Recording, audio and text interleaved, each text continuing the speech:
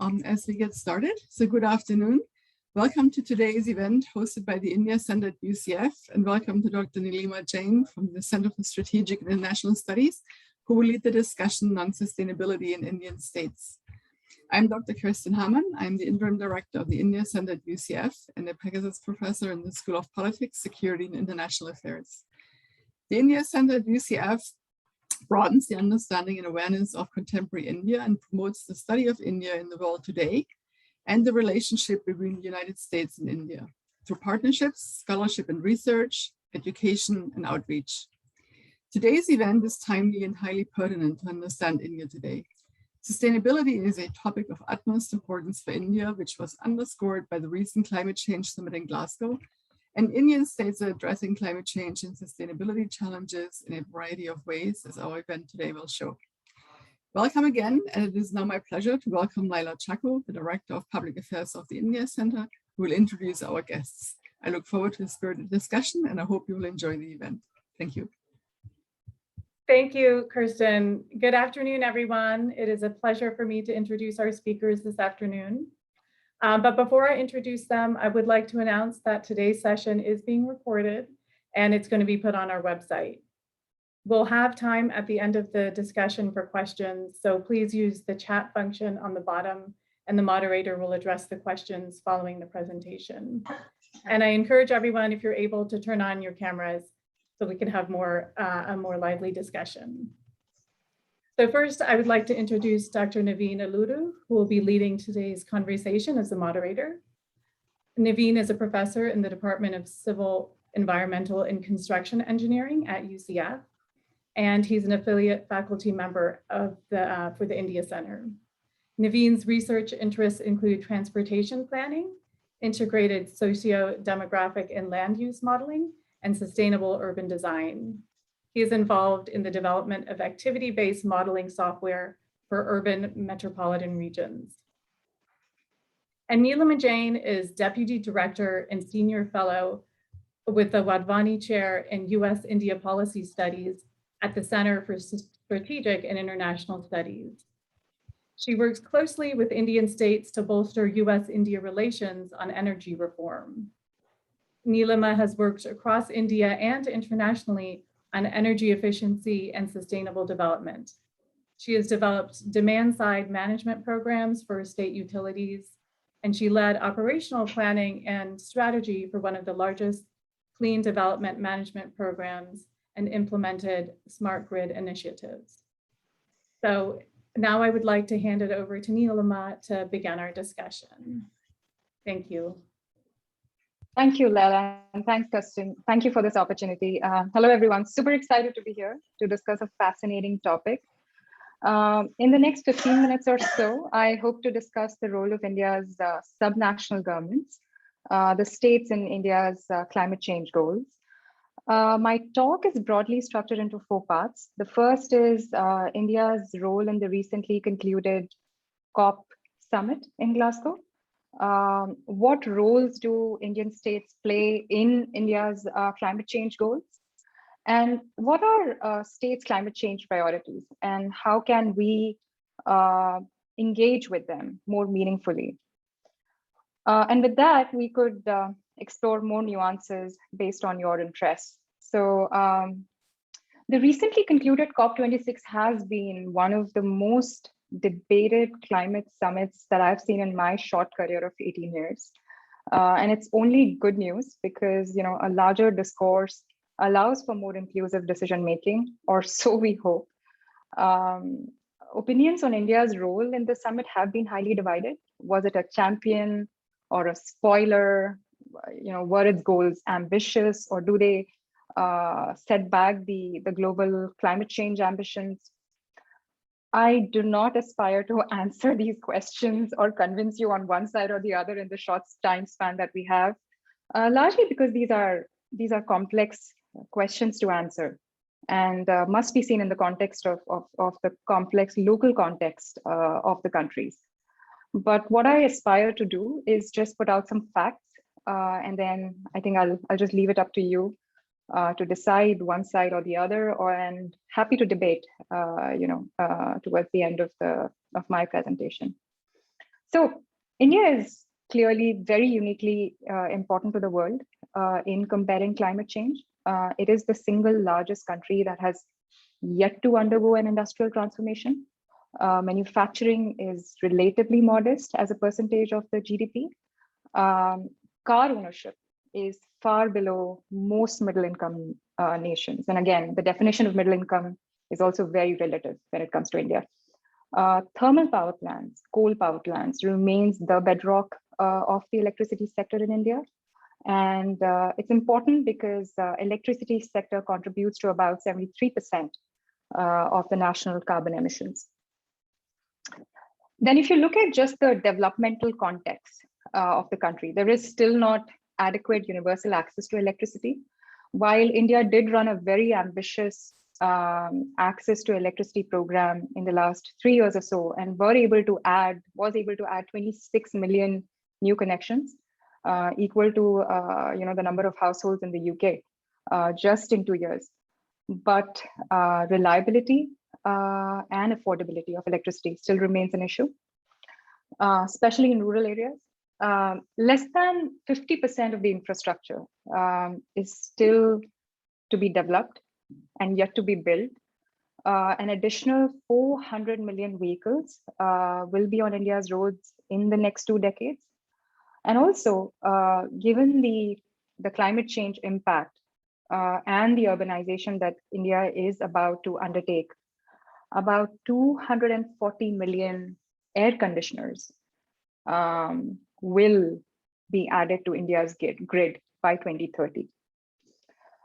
So clearly, India is expected to have much larger increase in its energy demand in the next 20 years. So what it does in the next 10 years or so is more important than what its targets are in 2070. The coal issue was highly debated in the COP summit. And as I said earlier, coal fuels 2/3 of India's electricity. India does not have access to the bridge fuels such as natural gas like the West.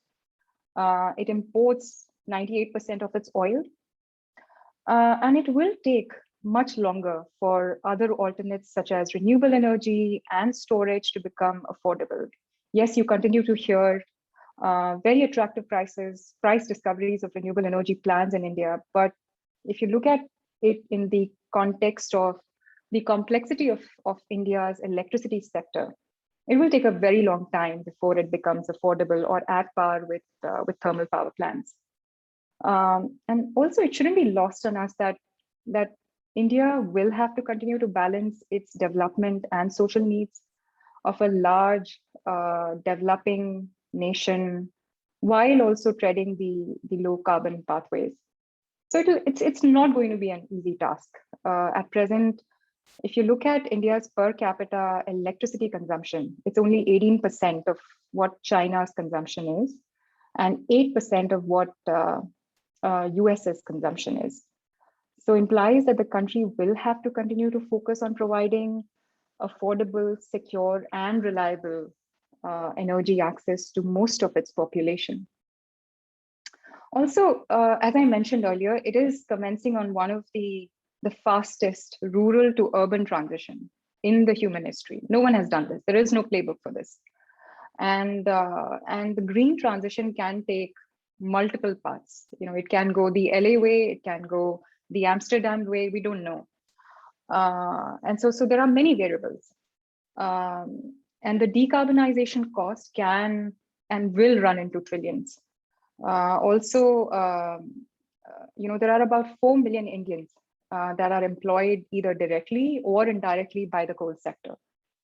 And almost 40% of India's 730 plus districts have some coal dependency. So there is also the cost of just transition, which will run in billions of dollars per year. And if you look at the pathways that the other countries have taken, has any country ever ended coal? Of the 155 countries in the International Energy Exchange database, 8 have gone from some coal use to 0. Only 8. So we are talking about a very large developing country, with no playbook, with no precedents, and asking for very ambitious targets while ignoring its developmental needs. It's a complex pathway. And if you look at it financially, just to meet its sustainable energy targets, India will require about 18 billion US dollars by 2024, which is about 10x, from its current levels. I also want to take a moment to talk about India's emissions, because there's a larger discourse around how India is one of the largest emitters and how India's targets are still short. And this is where it's important to discuss cumulative carbon, CO2 emissions than the annual CO2 emissions. India is still not among the top 4 emitters. This is a very important nuance. For instance, the United States is responsible for 25% of the historical CO2 emissions, twice more than China. And if you look at it in the historical context, India is, I think India stands at about 3% of the total cumulative emissions. And that's why the principle of common but differentiated responsibility, which a lot of developing and the least developing countries continue to debate in most of these climate change summits, is important, because that is really about different countries have different capabilities and responsibilities to address climate change. So the principle clearly calls for historical emitters / the developed world to lead and argue against any pledge that limits the developmental needs of the developing world. If you look at India's announcements, I mean, they are yet to be translated into NDCs, but the announcement itself, India called for a net zero target for 2070. Now, starting from such a low base of energy use and development, we cannot know if India can reach net zero by 2050 or 2070 without placing undue burden on its poor. So instead, that to collectively reach net zero by 2050, what it really requires is that for the developed world to reach a net zero by 2040, so that the other developing countries could reach, have 10 more or 15 more years, which is still a very short time to reach their targets. But what is more important is short-term targets and not really long-term targets. So India made 2 very important announcements. One was its intent to achieve 500 gig of its capacity through non-fossil fuels, and 50% of its overall energy requirements, not electricity requirements, all energy requirements from renewables by 2030. Now, this is very ambitious. Just to set this in context, we are talking about 400 gig of addition in just 9 years. Now, 400 gig is actually 30% more than what US has right now, or even the EU. So it's an incredible target.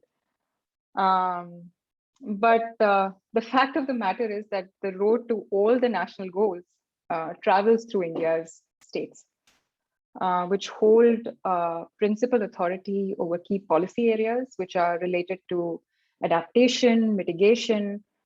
And why is that? So I'm going to take a step back and really talk about India's federal structure, because that will sort of shed light on why states have a larger role in actioning the agenda.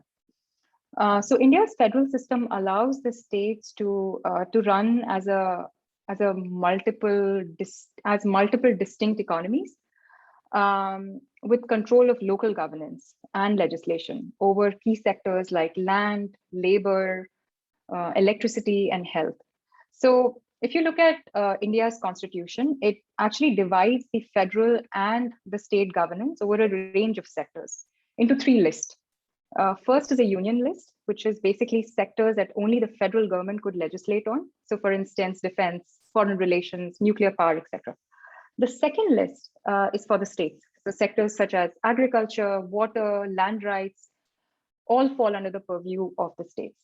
But then there is the other more complex list, which is called as the concurrent list, which is basically the federal and the state actors can both legislate on sectors such as electricity, forests. In case of any duplication, it is the central legislation that prevails, which rarely happens. So this federal construct does provide for a very complex political decision-making environment, with multi-level governance. But having said that, there is a significant authority vested within the states for setting their own mandates, standards, and subsidy programs. So thus allowing the states to run as distinct economies. I always say that India is 28 markets because of its 28 states. It's not one market. And variance in the resource base and economic development does contribute to diverse policy approaches across states. Now, with their execution power and authority over some of the critical sectors, Indian states do play a crucial role in turning some of the government or most of the government goals into action on ground. So if you just look at electricity, and why I'm talking about electricity alone, it's because, as I said earlier, it accounts for 73% of India's carbon emission share. So electricity sector is very decentralized. About 45% of generation is privately owned, but the lion's share is owned by the government, 30% by the states and 25% by the central government. So the state governments do play a very dominant role in determining what the generation mix will be. The distribution sector, which is the electricity distribution utilities, they are almost all state-owned. So now, having established this role, let's look at some of the challenges that the states face. So the electricity distribution have faced chronic, and I'm talking about for like last 70 years, physical and technical losses because of lack of metering. There is very low payment collections. On top of that, the tariffs to the residential and agriculture consumers are heavily subsidized. Residential and agriculture is possibly holds the third and the fourth largest share in the electricity demand.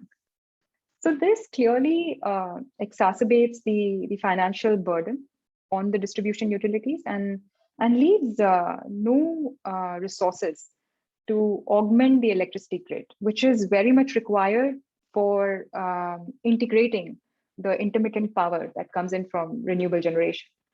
So the quality of supply is unreliable, particularly for low-income households. And that's why the market framework as well is very limited in accommodating a rapid increase in variable RE. And that's why I say that just addition of 400 gigs in 9 years is very ambitious if you look at the local context. But if you were to zero in on some states, India's problem in meeting its national targets, even the immediate target of 175 gig by 2022, lies with a few large states. So these states must be engaged, just to assess opportunities to help. There is data analysis that is of big sort of gap that exists within the local infrastructure. There's forecasting, storage, a lot of emerging economies, lack of capacity, also access to finance. These are areas that remain as top priorities for the states in India. And I think achieving national goals will require a bottom-up approach, encouraging participation from states, cities, non-state actors like academia, industry, investors, peer exchanges, etc., will work at the heart of India's capacity issues. And if you want to engage with Indian states, you must get out of Delhi and Bombay.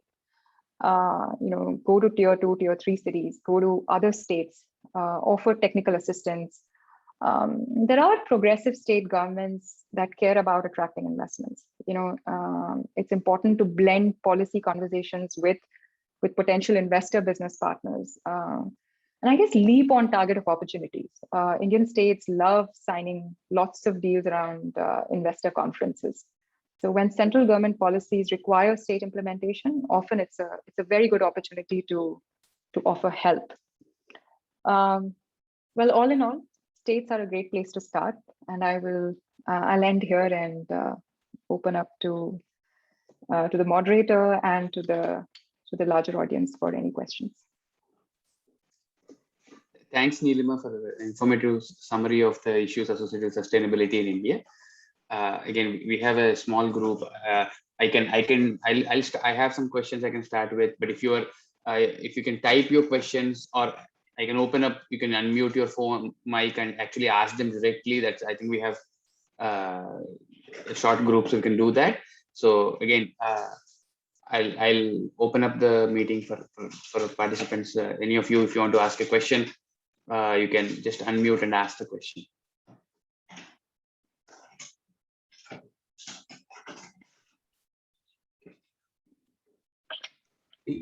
Yeah, hi, this is Anil Deshpande. Hi. One quick question on urbanization of India. You said that it is unprecedented, but it comes to my mind that China has already done it pretty much. So is that not a model for India?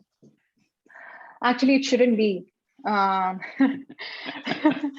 Because if you look at the way urbanization happened in China, or is happening in China, it's very high energy and carbon emission intensity driven. Also, it took about 17 years, 18 years. If you look at the context, if you look at the urbanization rate in the context of the targets that India has put out, we are looking at an urbanization, compressed urbanization sort of progress in 8 to 9 years. So no, if India is focused on low carbon pathways, China is the last roadmap it should depend on. It took about 15 years for China's air conditioner to grow from 2% to now about 60%. And that has lent to high carbon emission because most of these air conditioners were not energy efficient. I'm just giving you one example. And if India chooses that pathway, then we are all up for a climate change disaster. Mm-hmm. So, but this urbanization is not controlled by anybody per se, is it? When people just move because of the financial or economic needs. So it's a matter of planning the growth, I suppose. Absolutely, and that's why roles of states is very important. Because states play a much larger role in urbanization planning, and hence I say that engaging the states on climate change is more important than engaging Delhi, because they would have a larger say in building codes, in transport, in local transport, in designing infrastructure, what materials to be used. So yes, you're right in suggesting that at the federal level, if you look at the complexity of decision making, there may not be one control. There might just be policy directions, but enforcement and sort of converting that agenda to local context is very much within the state's mandate.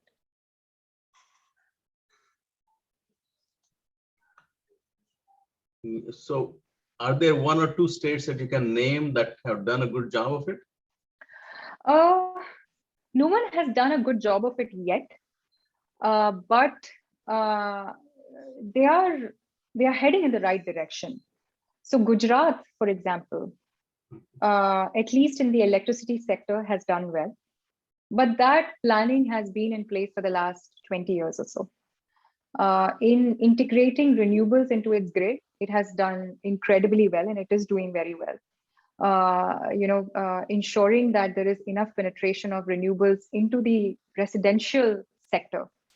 It is one of the leading states across India. But I think I'm very increasingly so. I'm becoming very impressed by Maharashtra. The leadership has taken some very, very bold measures. So, for example, they have just announced that 41 cities in Maharashtra will go net zero in the next 10 years or so. So, taking a bottom-up approach involving cities is just the right way to go. And I think it has to come from the political leadership. The administration or the bureaucracy would do only so much, or could do only so much. But increasingly so, we can see that Maharashtra is putting out very ambitious policies. Yes, there is an economic incentive to it, but clearly they're also balancing climate change goals.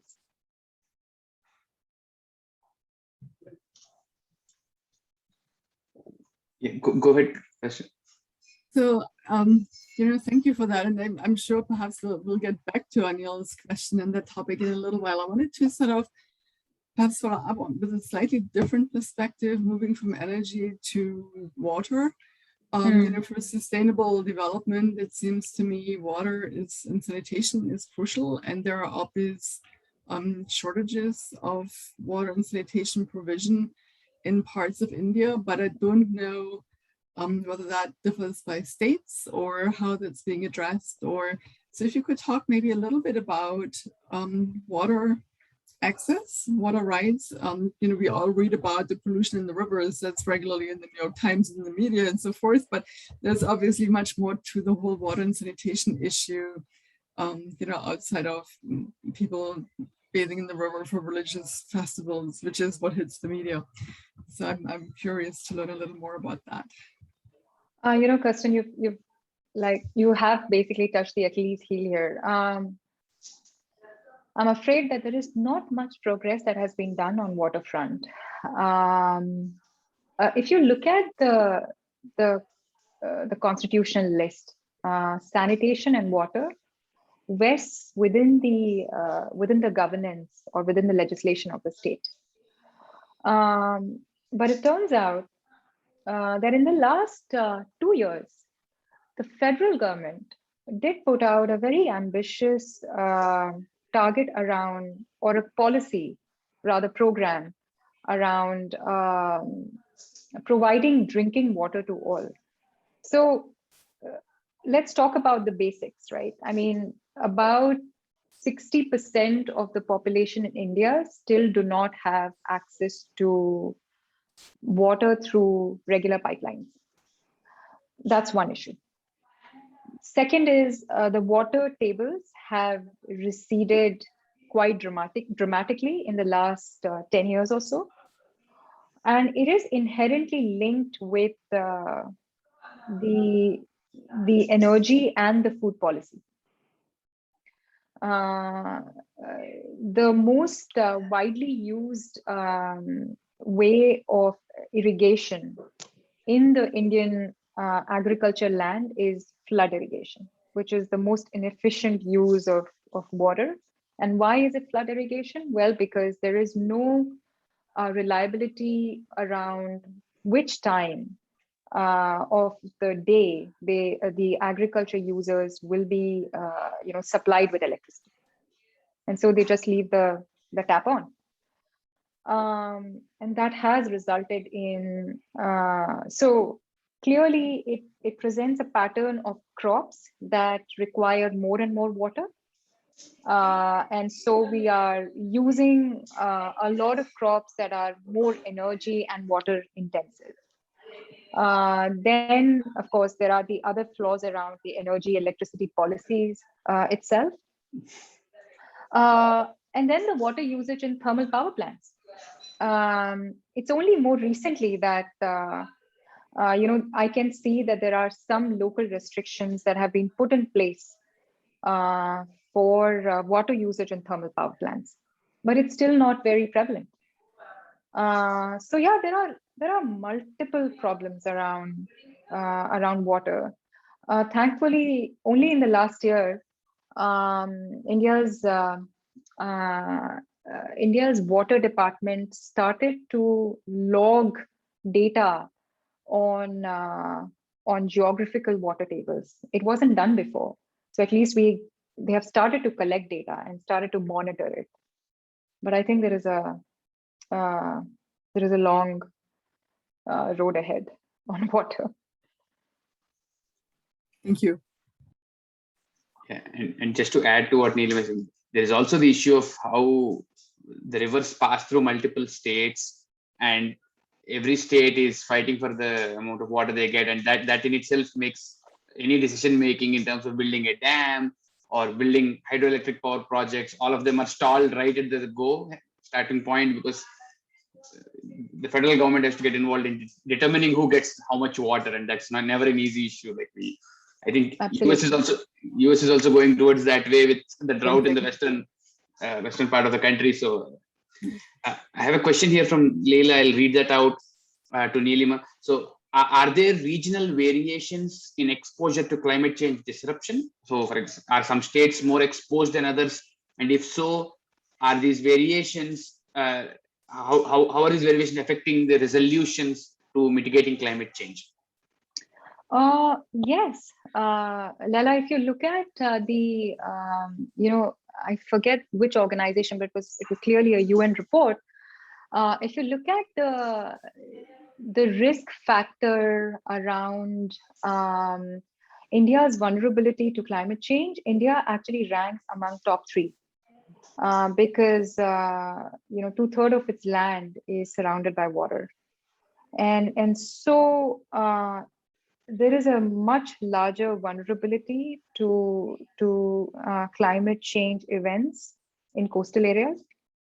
And the ones in the Northeast, which are closer to Himalayas, they are more prone to floods. So I would say, for some strange reason, it has yet not become a political issue. It is still not a vote bank issue. And we have seen that when, in our conversations with several political leaders, unfortunately, the absence or the high vulnerability to climate change events has yet not integrated itself into the political discourse. And that's just unfortunate. And I think the prime example of that is air pollution in Delhi. As we were discussing earlier, the debate around air pollution gets intense only in the times of winter or times of Diwali. And then we very conveniently forget about it. And it's a cycle that has been repeating itself for the last 10 years or so.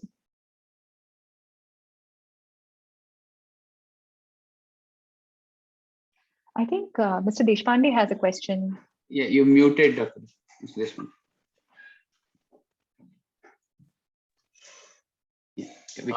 You were talking about water earlier, and as I recall, there was some plan to connect rivers. Have they ever acted upon it, done anything about it? But Kirsten, what happens is there may be floods in some rivers and some may be running dry. So there was some thought about connecting these rivers and having a better control and better distribution. So, sir, it goes back to what Naveen mentioned. It's a highly political issue. In fact, the idea itself, I believe, was seeded by one of the former chief ministers of Andhra Pradesh, Mr. Chandrababu Naidu. But it's a very impractical project to undertake, largely because of the political restraint and the financial resources that it would require. And it's important to also understand the political divide in India. So the ruling party, BJP, if you look at the 28 states and the union territories, only 12 are governed by BJP. 4 are governed by Congress and 14 are governed by regional parties. Also, if you look at the trend of political stability over the last 5 years within the state governments have only 42% chance of re-election. So that does lend a lot of policy and political instability among the states. And it's not dissimilar from what happens in here in the US. But yeah, that's really the state of affairs. Okay. I have a question here. If India were to switch from coal to a more sustainable energy source, would it be natural gas or an alternative that doesn't require as much import? I think India's first priority would be energy security. And I think its ambitious electric mobility targets are largely driven by energy security than climate change. And so it would be a mix of gas and largely renewable energy and storage. Because if you look at the recent policies and the announcements and the government and the large government procurements, all of them have been around procuring renewable energy plus storage. There have been some very proactive policies that have been put out on gas as well, but we don't have any source, and that will always remain a challenge. Gas will always be very, very expensive.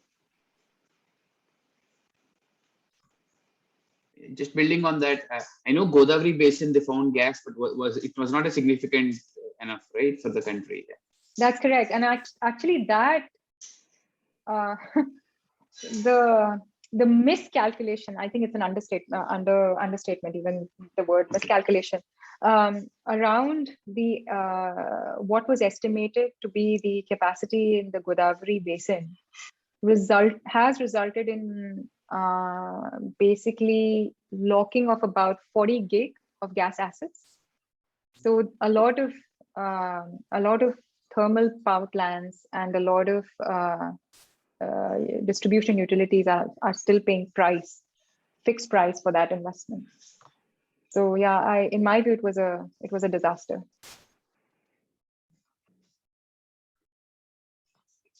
So following up on another question, so how would you rate the acceptance of climate change as we're talking about in the political class? I mean, how would you rate it in India versus how things are in the US? What do you think is your opinion?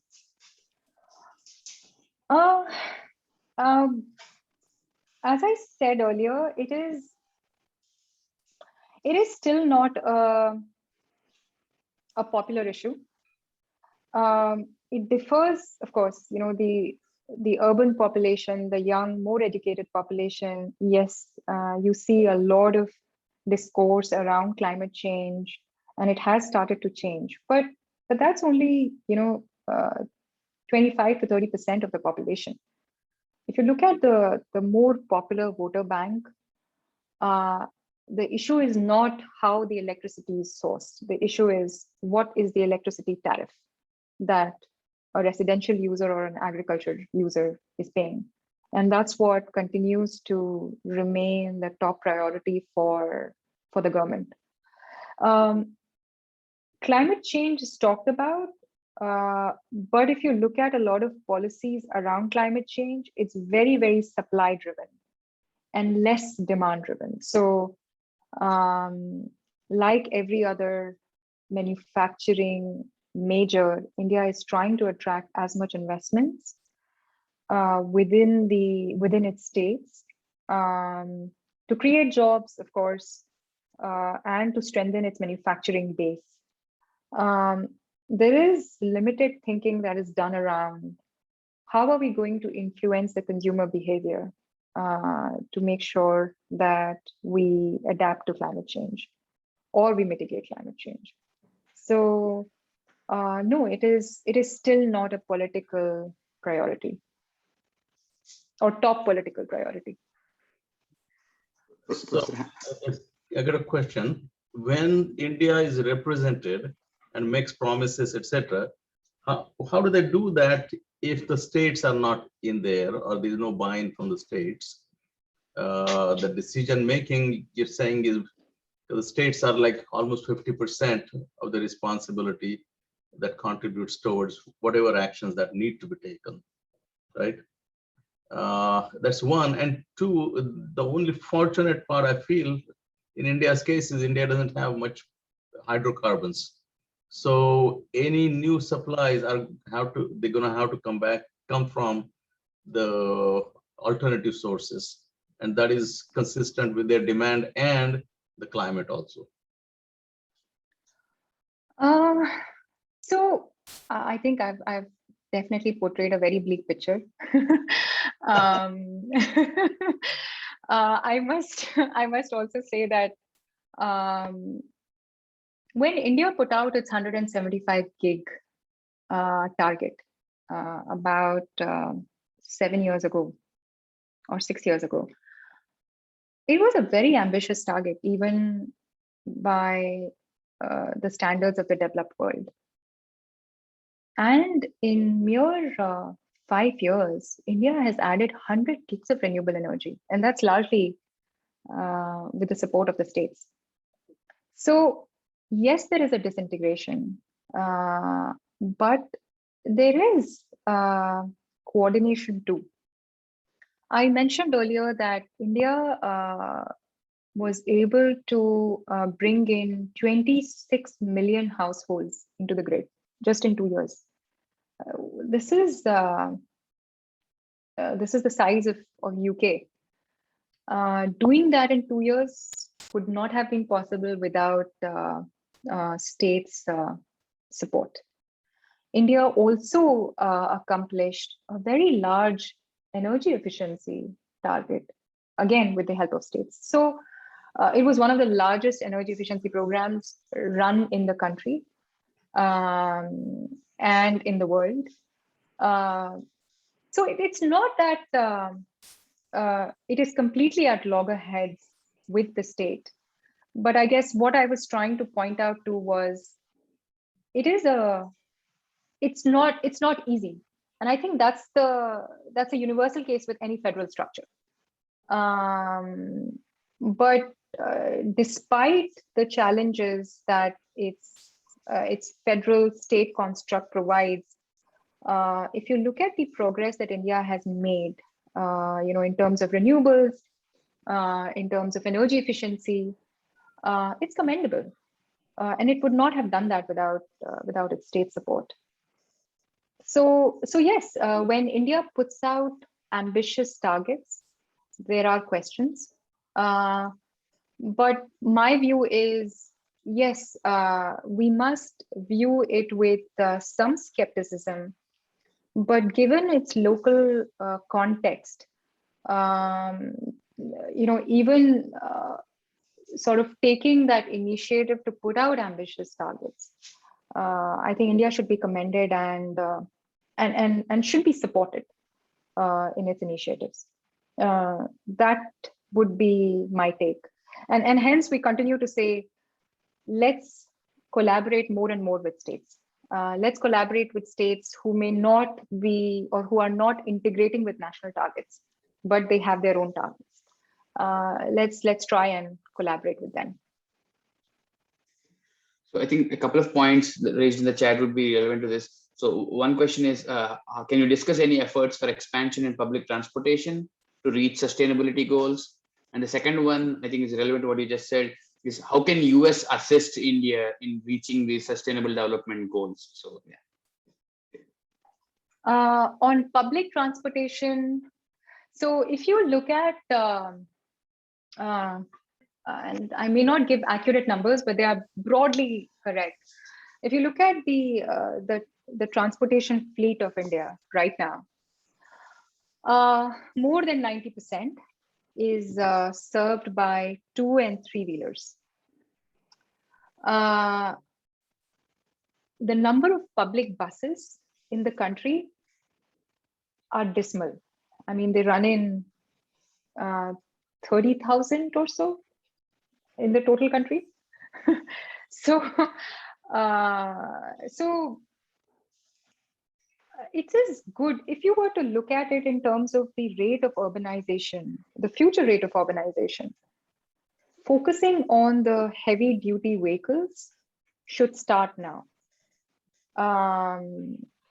because India will need to strengthen its public transport. It is already putting out very ambitious targets around metros or subways. The progress around implementation has been slow. But for now, and just because of the sheer volume and just because the policies are very supply driven, the focus is largely on light duty vehicle. But I think it's important to sensitize the policymakers, the states, on heavy duty to medium duty vehicles, which of course includes public fleet.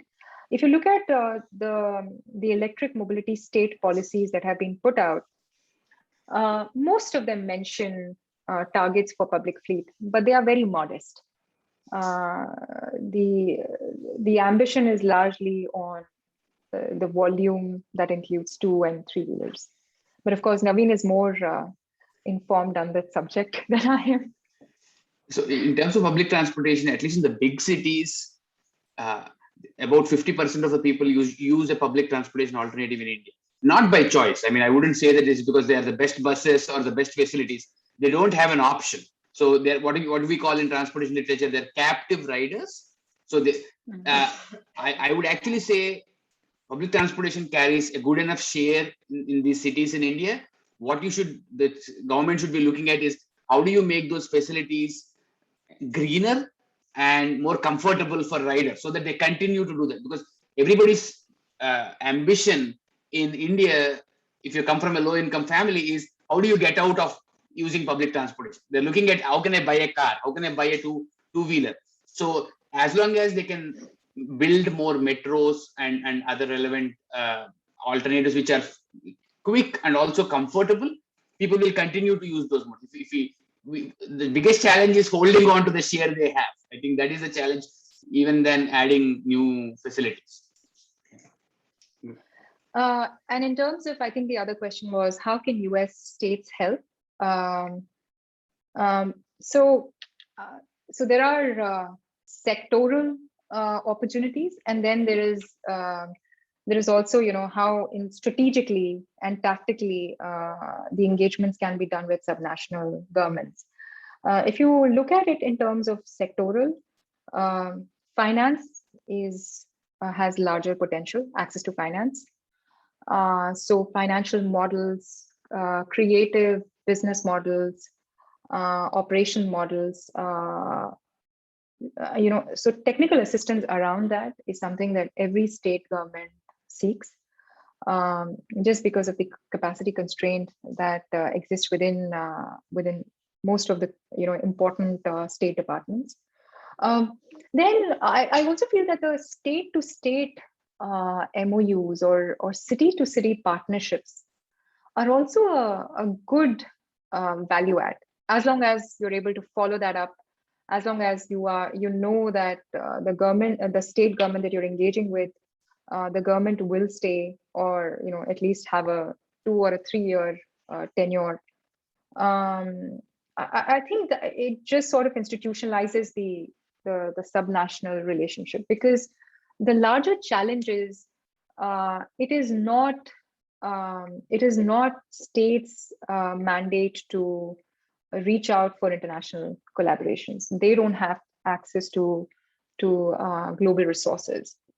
And also when the global partners were interested in India, when they look at India, they are not aware as to what different priorities exist among different states. So there is a need for a larger institutional channel that allows this conducive environment for states to collaborate with each other, but are also able to institutionalize these relationships, beyond just a bilateral dialogue. I was aware that there was a bill that was put in, that was possibly in the making, on subnational office, and I think it was the chairman of the current foreign relations committee, but I'm not sure who the senator was. But it was a great bill, just creating a department on subnational diplomacy within the State Department. I think institutional structures like this allow for like a continued channel of collaborations among states. So yeah, I would say technical capacity building, state-city MOUs, and on technical partnerships, they could be university to university partnerships, they could be accelerator to accelerator partnerships, incubators, just engaging your startup ecosystem on skill set. India will have a, just given the kind of emerging technologies that it's dabbling into and the transition that it is looking at, India would require a lot of support on skill development. So that's another area that could be looked at.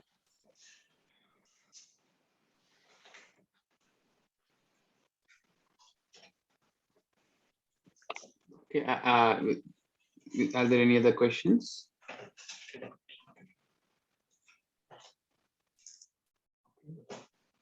So again, I think one final question from my end to ask. So as you mentioned in your talk, US, India, and China are the biggest players in the game. Now, India has not so great relationships with China. Are they cooperating in the issue? Again, I think the same can be said with US also. How is that affecting, if at all? I know at the end of the COP26, China came in and joined in making a statement. So how do you see those relationships and the political issues between these three countries playing out in the global climate challenge? I know it's a loaded question. Yeah, it's a complex question, but let me just first focus on India and China, right? So I think for 3 decades, the relationship that China, or the template that China and India held for its relationship, has been completely destroyed. Like it's very precarious, high tension, at least in the last 2 years. But and I think adding to this entire crisis management is how China and India are extending or have extended these border confrontation into other areas of bilateral relationships.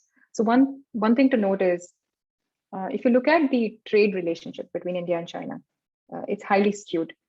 I think in October, it reached $100 billion. And it's obviously skewed in China's favor. The deficit is close to $44 billion.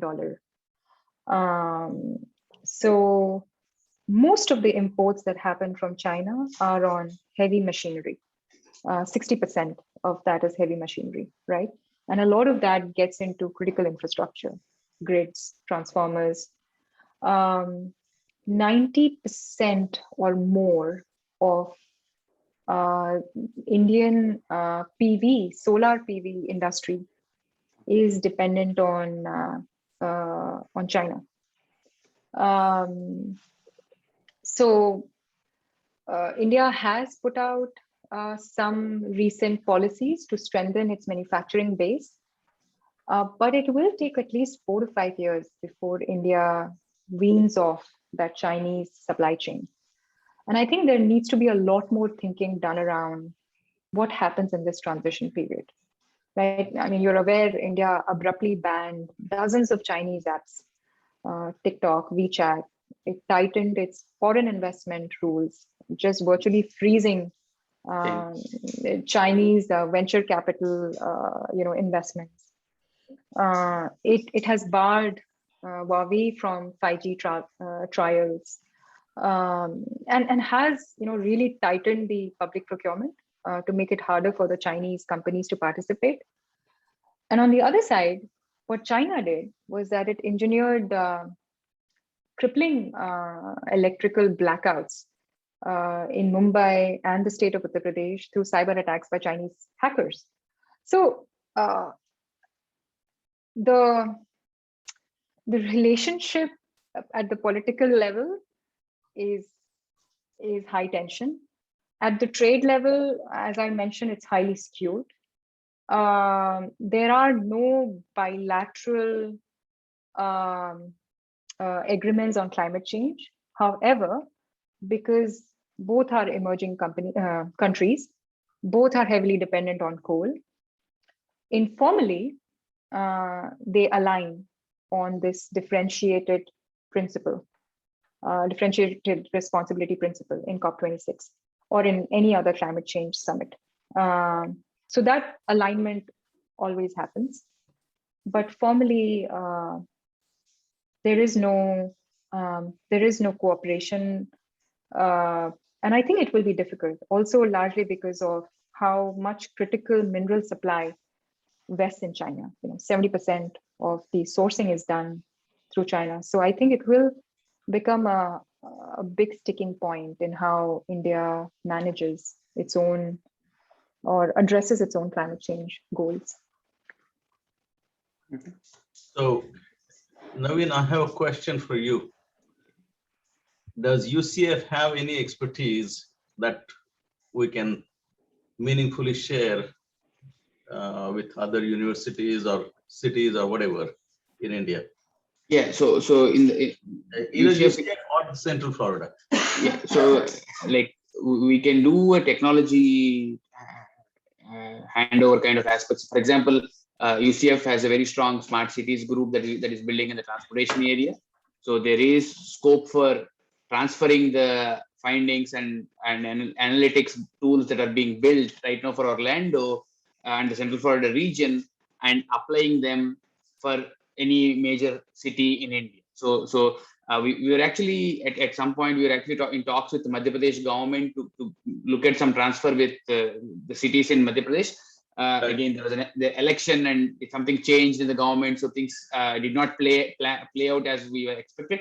But we actually had a visit from 5 UCF faculty who went to Madhya Pradesh, looked at the cities there, and actually, so I think, again, this did not come through, but I think there are other opportunities that will probably come through in the next 5 to 10 years. So there is scope for that to happen. Yes, and I thank you, Naveen. And I wanted to add also that I thought your comment, Neelima, about the partnership state to state, city to state, because we do actually have an agreement. I think it's the city of Orlando with UCF, with the state of Madhya Pradesh. And again, there were elections and then it was COVID and so forth. You may know David Dumke, he is still in charge of that initiative. And I know that he's trying to get that back on track, but certainly we would like to expand that and also expand other state-to-state, university, those kinds of partnerships for, tech transfer and information and expertise sharing and so forth in that area, because it is a strong area at UCF. As India Center, personally, I feel that this is one area that we should really make one of our focuses.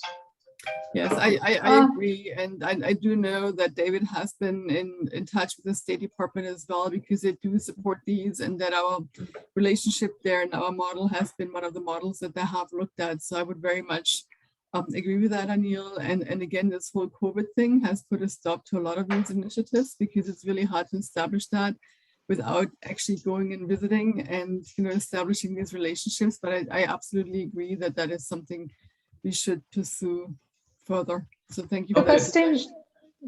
Just to add, actually, yeah, I was in touch with David, and we were trying to see how we can progress those MOUs with the urban department. But because of the leadership changes, it is no more a priority, and we're trying to see what else we can do.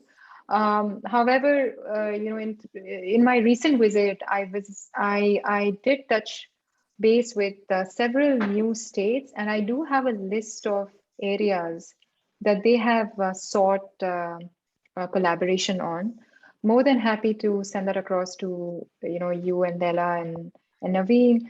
And if there are any areas and states that jump out where you think that at least a knowledge exchange or even a technical exchange could sort of initiate that relationship, we'll be more than happy to facilitate that connection.